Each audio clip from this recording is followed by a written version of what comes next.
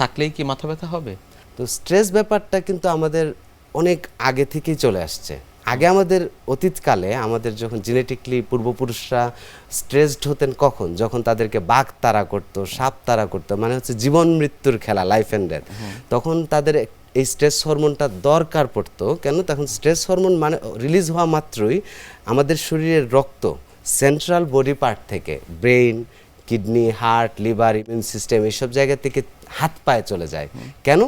Fight and flight মুডে যাওয়ার জন্য। মানে হচ্ছে হয় বাঘটাকে মারো অথবা পালাও, তার মানে হাত পায়ে শক্তি থাকতে হবে।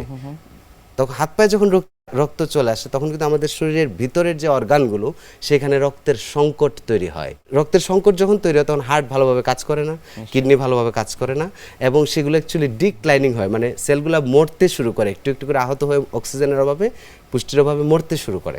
অতীতে যেটা বাঘ ভাল্লুক দেখলে হতো সেটা আমাদের এখন অ্যাকচুয়ালি আমাদের বসকে দেখলে হয়, সিনিয়রকে দেখলে হয়, জ্যাম দেখলে হয়, একটু একটু করে হয়। ইনস্টলমেন্টে আমরা সেই স্ট্রেস হরমোনগুলো রিলিজ করতে থাকি কন্টিনিউয়াসলি, এবং কন্টিনিউয়াসলি আমাদের রক্ত সেন্ট্রাল পার্ট থেকে আমাদের হাত পায়ে চলে যায়, আমাদের ব্রেন থেকে মাথা চলে যায়, আমাদের রাগ উঠলে মাথা কাজ করে না, উত্তেজিত হয়ে উঠি, এই যে ইরিটেটেড হয়ে যায়, এটার কারণ হচ্ছে আমরা ইনস্টলমেন্টে এই ব্লাডগুলোকে কন্টিনিউয়াস বাঘ ভাল্লুক দেখলে যেরকম ভয় পেলে হাত পায়ে পাঠিয়ে দিতাম সেরকম পাঠিয়ে দিতে থাকি একটু একটু একটু করে সারাদিন ধরে। ফলে যেটা হয় আমাদের ইমিউনিটি এবং সেন্ট্রাল বডি পার্টের যে ফাংশনগুলো সেই ফাংশনগুলো তাদের কাজ ঠিকভাবে করতে পারে না। এই স্ট্রেস থেকে মুক্তি পাওয়ার জন্য আমাদেরকে অ্যাকচুয়ালি যেটা করতে হবে সেটা আমাদেরকে বুঝতে পারতে হবে যে আমাদের এক্সিস্টেন্সিয়ালি অ্যাজ এ হিউম্যান বিইং আমরা যে বাহিরের কাজ, চাপ, জ্যাম, এই স্টোরিটা তৈরি করেছি, এই যে বাহিরের আবরণটা যেটা নিয়ে আমরা সারাক্ষণ চিন্তা করি, এই চিন্তা থেকে মাঝে মাঝে নিজেকে একটু সরায় নিয়ে আসতে হবে, যখন হচ্ছে আমাদের সর্বোচ্চ ইন্টেলিজেন্ট আসলে অ্যাকচুয়ালি কাজ করে, এবং আমরা এরপরে যে কাজগুলো করবো সেই কাজগুলো আরও স্মুথলি স্মার্টলি করতে পারবো।